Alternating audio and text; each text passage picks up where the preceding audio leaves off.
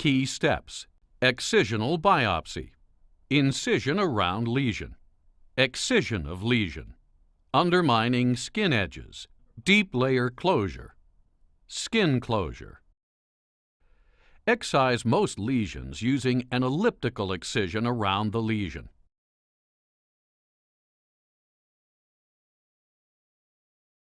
The longitudinal axis of the ellipse should follow the skin lines.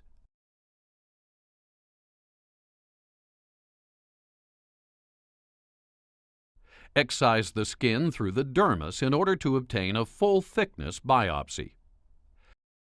Once the ellipse is created, completely remove the tissue sample by severing the underlying subcutaneous attachments.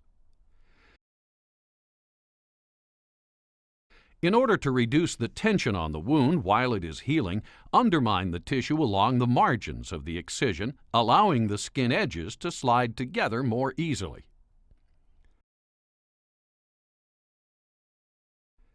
In this example, use a subcuticular inverted stitch to close the deep layer prior to placing the cutaneous stitches. Usually 2 or 3 deep stitches are adequate to support the closure of small excisions.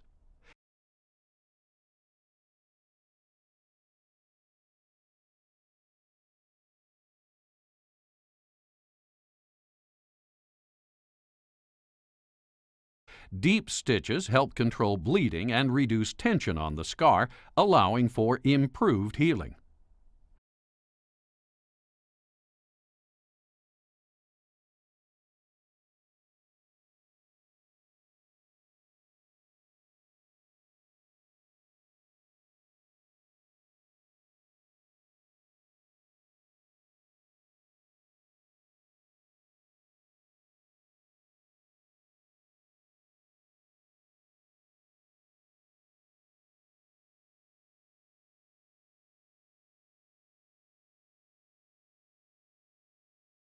Perform skin closure using nylon suture material that is appropriate for the size of the lesion and location on the body.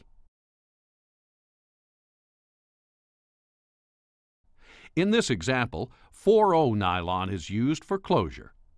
Place simple interrupted sutures as shown to bring the wound edges together to allow healing with minimal scarring. Nylon stitches are non-absorbable and will require removal in 5 to 10 days depending on the site.